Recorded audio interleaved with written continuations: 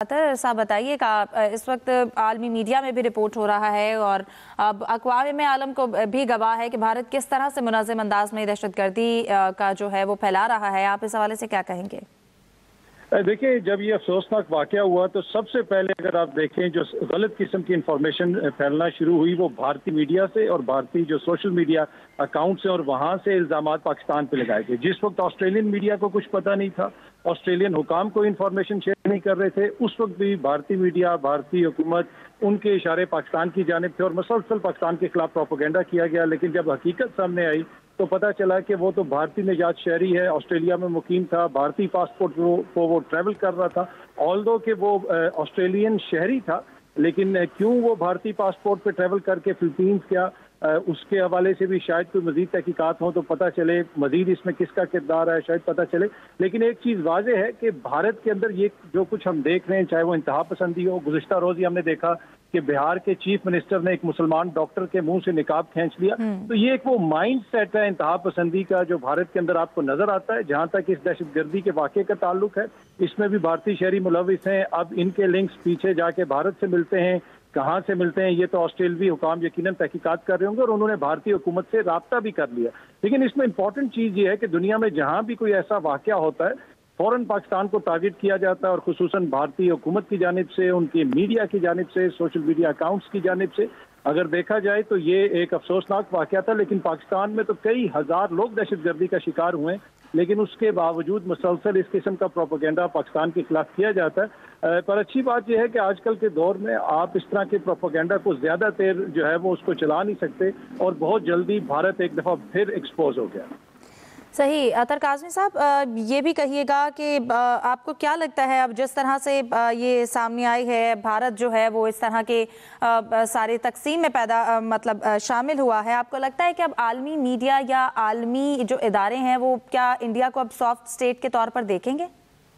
नहीं, जब से मोदी आए हैं आप देख लें, ईयू की रिपोर्ट्स देख लें, अक़वाम मुत्तहिदा की रिपोर्ट्स देख लें, वहाँ पे जो हो रहा है माइनॉरिटीज़ के साथ हो रहा है, मुसलमानों के साथ हो रहा है, इंडिया का अब वो इमेज नहीं है। एक ज़माने में इंडिया का बड़ा रोमांटिसाइज किस्म का इमेज होता था, स्पाइसेस, ताजमहल और मगरब उनको बड़ा पसंद करता था। लेकिन जो इंतहा पसंदी की लहर आई है वहाँ पे 2014 के बाद से, वैसे तो 90s में जब बाबरी मस्जिद वाला वाक़या हुआ वहीं से हालात तब्दील होना शुरू हुए थे, और उससे पहले भी वहाँ पे सिचुएशन को इतनी आइडियल नहीं थी। लेकिन मगरबी मीडिया, मगरबी हुकूमतें शायद उनको इतना पता नहीं था, या फिर वो भारत को खुद इग्नोर करते हैं क्योंकि उनको रीजन के अंदर एक चौधरी चाहिए जिसने पाकिस्तान के ऊपर भी हमला करना है, जिसको चाइना के खिलाफ भी उन्होंने खड़ा करना है। और ये बात सिर्फ फेक न्यूज़ या फेक मीडिया तक नहीं है। हमने देखा कि इन्होंने अमेरिका के अंदर लोगों को कत्ल करवाने की कोशिश की, इन्होंने कनाडा के अंदर कैनेडियन शहरियों को टारगेट किया भारतीय एजेंसियों ने। तो भारत का सॉफ्ट इमेज तो कहीं पे नहीं है, लेकिन शायद ये कोई मगरिब की मजबूरी है, शायद वो चाइना के मुकाबले में इनको खड़ा करना चाहते हैं। लेकिन वो भरम भी पाकिस्तान ने इसी साल तोड़ दिया जब उन्होंने पाकिस्तान के ऊपर हमला किया। तो मेरे ख्याल में दुनिया को अब देखना चाहिए कि भारत का क्या किरदार है, भारतीय हुकूमत का क्या किरदार है। अगर इसी तरह मामला चलते रहे तो मुझे नहीं लगता कि भारत जो है उसका इमेज कोई बेहतर होगा आलमी सतह पे। और उनका जो मीडिया है उसने जंग के दौरान जब पाकिस्तान से जंग हुई उसमें जैसे वो एक्सपोज हुआ, भारतीय रियासत जैसे एक्सपोज हुई, जैसे उन्होंने झूठ बोला, और फिर सदर ट्रंप से लेके बीबीसी तक हर किसी ने दुनिया को सच बताया कि पाकिस्तान की अफवाज ने भारत के साथ क्या किया। तो मुझे ये लगता है कि एक शदीद किस्म का क्राइसिस है भारत के अंदर उनकी रेपुटेशन के हवाले से, और ये कोई मसनूई क्राइसिस नहीं है, ये उनका अपना पैदा किया हुआ क्राइसिस है, उनकी इंतहा पसंदाना सोच का ये नतीजा है।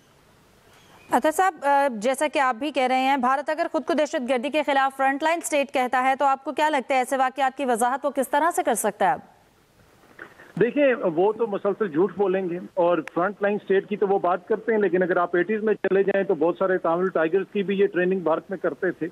उसके अलावा बहुत सारे और दहशतगर्द ऐसे ग्रुप हैं जिनकी ये हमायत करते रहे। फिर ये जो रियासती सतह के ऊपर दहशतगर्दी करते हैं, चाहे वो 7 सिस्टर स्टेट्स हो जाएं, नागालैंड से लेके फिर अगर आप कश्मीर में आ जाएं, हर जगह पे भारतीय रियासत जो है वो रियासती सतह के ऊपर जो अपने शहरियों के साथ कर रही है। फिर माइनॉरिटीज के साथ क्या किया जाता है, निचली जात के हिंदूज के साथ क्या किया जाता है। और मैंने आपको एक मिसाल दी कि अब वहाँ पे सूरत-ए-हाल ऐसी हो गई है कि एक सूबे का चीफ मिनिस्टर एक खातून डॉक्टर के चेहरे से निकाब खींचता है कैमरे के सामने एक पब्लिक तकरीब में, और इससे आप अंदाजा लगा सकते हैं कि वो सोसाइटी जो है किधर पहुंच चुकी है। और ये वो कीमत है जो सोसाइटी अदा कर रही है वहाँ की इंतहा पसंदाना सोच की, जो सेक्युलराइजेशन हुई है वहाँ के इंस्टीट्यूशंस की, अदलिया की, फौज की, इस्टेब्लिशमेंट की। तो ये उन सब की एक पिक्चर है जो हमें इस वक्त नजर आ रही है। सही। आपको क्या लगता है कि जब ये वाकया रिपोर्ट हुआ तो शुरू में इंडिया की जानिब से भी पाकिस्तान को जिम्मेदार ठहराया जा रहा था। अब क्योंकि भारत के वाज़ेह तौर पर सबूत हैं, वो शहरी था, तो क्या पाकिस्तान को इस मौके पर सिफारती सतह पर ज़्यादा जारहाना अंदाज नहीं अपनाना चाहिए मगर जिम्मेदाराना भी?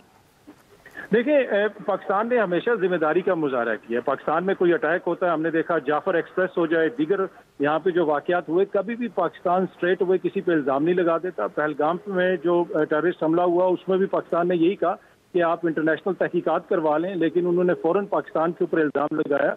जहां तक बैन अल-क़ौमी दुनिया को बताने की बात है, देखें ये आज की बात नहीं है। शार्म शेख में जो समिट हुआ था जिसमें मनमोहन सिंह भारत की तरफ से थे और यूसुफ रजा गिलानी साहब उस वक्त पाकिस्तान के प्राइम मिनिस्टर थे, वहां पे जो मुश्तरका एलामिया जारी किया गया था उसमें बाकायदा तौर पे इंडिया ने यह माना था कि हमारी बलोचिस्तान में मुदाखलत है और हम उसको कम करेंगे, और जिसके ऊपर उस जमाने में बीजेपी ने कहा था कि 7 समंदर के पानी से भी ये एलामिया हम धोने की कोशिश करेंगे तो नहीं धुलेगा। तो मेरे ख्याल में दुनिया को पता है, पाकिस्तान मुतअद्दिद बार इस किस्म के सबूत दे चुका है। जो कनाडा में हुआ, कनाडा की हुकूमत के साथ इनके ताल्लुकात खराब हुए भारत के, क्योंकि इन्होंने वहां पे कैनेडियन शहरी को रॉ ने, इनकी एजेंसियों ने हिट करवाया। इसी तरीके से ये अमेरिका में भी यही करना चाहते थे। तो मेरे ख्याल में दुनिया को पता है, दुनिया अब रियलाइज कब करेगी, कब वो ये समझेगी कि उनको भी इसके ऊपर एक्शन लेने की जरूरत है। शायद वो चाइना के मुकाबले में भारत को खड़ा करना चाहते हैं इस रीजन में, इसी वजह से इन चीजों को इग्नोर किया जाता है। लेकिन अगर हमें पता है, दुनिया को मैं नहीं समझता कि उनको नहीं पता, उनको भी पता है कि भारत का असल किरदार क्या है। अब वो इस पे क्यों खामोश हैं, इसका जवाब तो वो खुद ही दे सकते हैं। ये भी कहिएगा, क्या लगता है कि आलमी बरादरी को अब जनूबी एशिया में दहशतगर्दी का जो बयानिया है उसको स्टार्ट से डिकंस्ट्रक्ट नहीं करना चाहिए? जी बिल्कुल, देखें दहशतगर्दी आप देख लें कि पाकिस्तान के अंदर प्रॉक्सीज, आप भारत की प्रॉक्सीज देख लें, खैबर पख्तूनख्वा से लेके बलोचिस्तान जो कुछ हो रहा है, हर जगह पे आपको भारत का फुटप्रिंट नजर आता है। इसी तरह दीगर जो ममालिक हैं उनके साथ जो भारत का ताल्लुक है, इवन कि अब तो इस तरह की इतलात भी हैं कि बांग्लादेश के अंदर भी ये गड़बड़ करने की कोशिश कर रहे हैं ताकि वक्त पे इलेक्शंस ना हो, वहाँ पे जो सेटअप है उसको किसी तरीके से डिस्टर्ब किया जाए। तो दुनिया को तो देखने की जरूरत है, लेकिन ये दुनिया कितनी जस्ट है, कितनी मुनसिफ है, ये हमारे सामने है। अक़वाम मुत्तहिदा की करारदादें मौजूद हैं। आज तक कश्मीर पे क्या हुआ, इस वक्त जो फलस्तीन में हो रहा है, वहाँ पे जो कत्ले आम हुआ आम मुसलमानों का, फलस्तीनियों का, उसके ऊपर दुनिया ने क्या किया।